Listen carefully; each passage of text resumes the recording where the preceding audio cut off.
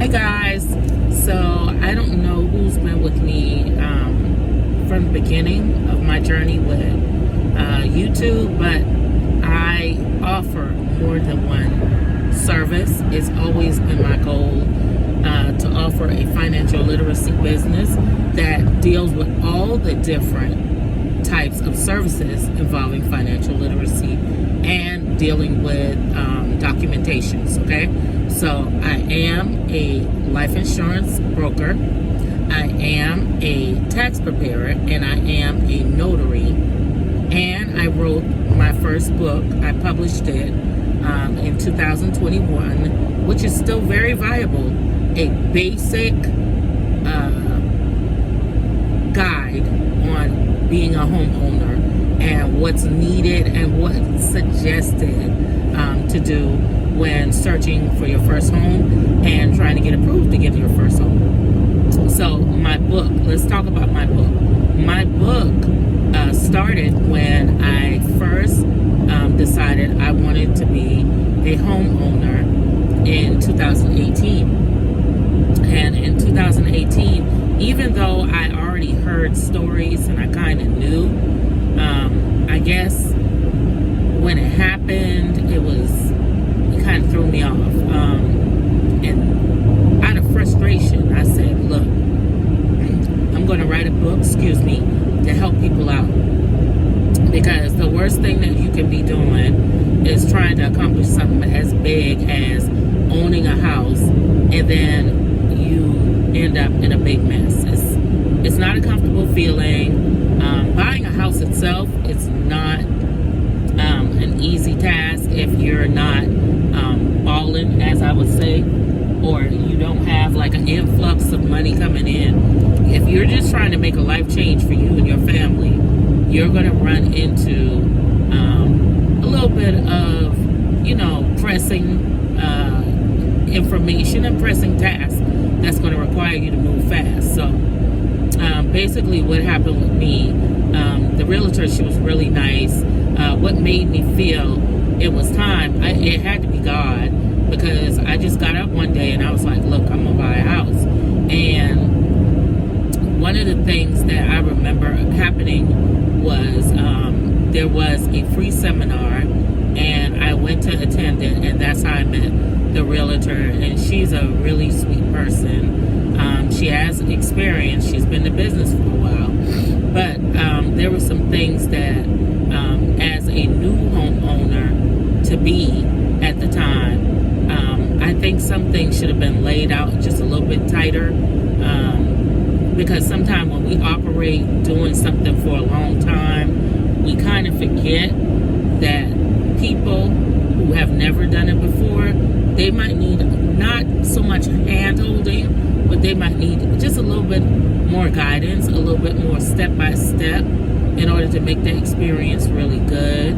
And it could have been experience, it could have been she's been doing it so long that there were a few things that she didn't input, but overall she's a wonderful person, and I definitely would still go to her when it's time for me to buy a luxury home. Okay, she's not the one to go to if you're on a budget. Let's just keep it 100, and that's what I'm going to do on this page. Every time when you get on my page, you're gonna know something about me. I'm gonna keep it 100. So at the time that I was trying to get my house, I was definitely on a mental budget. I had set myself up that I did not want to go over $200,000. Before COVID, there were over 100 and something houses in that range, and I looked at about 35 houses before I found the house that I'm in. So just to give you an idea of what I talk about in the book, I talk about doing your own home inspection, because I had 2 realtors before I finally got my house, and I even had to take a break in between because it just got that stressful, okay? Because I didn't have nobody to really guide me, okay? So it talks about doing your own home inspection in my book. And the reason why I talk about doing your own home inspection, because there are so many things that you can do to prevent yourself from spending extra unnecessary money. I mean, like, seriously, you got to think, when you get a house, you're going to be spending money before you even get in the house, and before you even do the down payment. It's just like some of everything. So the main thing that people don't think about is the inspection. The inspection is going to decide on whether or not you're going to move forward with that house, okay? Hands down, if that house is not lender friendly, like where the bank can really get their money back out of the house, and where the house is livable according to what type of loan you get, you're going to have to sometime pull back from that house.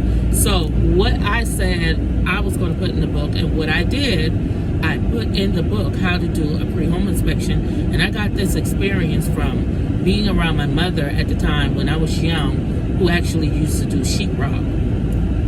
And, you know, just common sense also. Some things that I heard and saw, and some things I experienced, okay? So you yourself, you're going to pick a realtor, right? But when you pick the realtor, you still need to have your own mind. You still need to know what you're trying to spend, what kind of house you want, and what kind of house you can afford. At the end of the day, the realtor is the legal guide to get you to the closing table. They are not the ones to help you make a decision. They are not supposed to be the ones that's supposed to tell you what house you're supposed to get, where it's at, and all. They can only give you information, but you got to have your own mind. This is a lifelong purchase, or at least we'll say 15 to 20 years, okay? So don't go into buying a house waiting on your realtor to give you every nook and cranny that is concerning the house that you're going to get, because that's childish. That's not being an adult. So when you do your own home inspection, you're literally looking for wet spots. You're looking up in the ceiling to see if there's any wet spots, to see if there's any sign of pipe or water damage. You're going to rock on the floors to see if there's any holes or any uneven areas. You're going to peer from the front door, just to give you a little bit. You know, I'm not going to go deep, but as soon as you open that front door, you should be able to smell if there's water damage, because it's like a little moldy smell, and that's what you want to avoid. You want to look around the door frames. You want to look around any wood areas. Like if you have siding and brick, or if you have siding, you want to walk around the exterior of the house and look for anything like mud stains along the exterior, any sign of flooding. You want to look and see if there's a flood zone. You want to look and see if there's any wood coming apart, any damage. You want to look in the windows to see if there's any cracks in the windows, if the caulk is new, which is that thing that they fill in bathrooms. You want to look at the piping to see if there's any exposed wiring, any loose tile, things like that. So I go into detail with that. I get you prepared for the inspection. I get you prepared for the appraisal. I get you prepared for property value. I get you where you start to even look in the areas leading up to the house, to look for any new and upcoming areas, which will add property value to your house once you buy it, which means the house will actually be worth more once you get into it. Things like that, okay? And believe it or not, people use property value increase to either borrow the money or sometimes sell the house at a higher rate than what they bought, which is definitely something that you want to consider. You don't want to buy a house in a dead zone. Like what I call my definition of dead zone is a neighborhood with no HOAs, and the neighbors next door is just trashing everything, which is going to bring your property value down, and it sometimes makes it highly unlikely you will resell your home, okay? Because nobody's going to want to be in it. And then think about it, even if you Airbnb, you got to think about that too. And that's another way that homeowners have been really making profits off of using it as vacation rental. Can you imagine having a beautiful home you put all your work into, and everybody around you is just trashy? Like, that's not cool. And those are just some of the things that I mentioned in my book. My ebook is $9.99. My paperback book, it is $20. I do have also ebook in Spanish. And that's pretty much it, y'all. My book is called Let's Get This House. It's on payhip.com and on Amazon. So if you think or if you are interested in buying a home and you want a little bit more input, I welcome you to check my book out. And in the meantime, I want it to be known I am looking for new agents for life insurance, and I'm looking for tax preparers. So hit me up.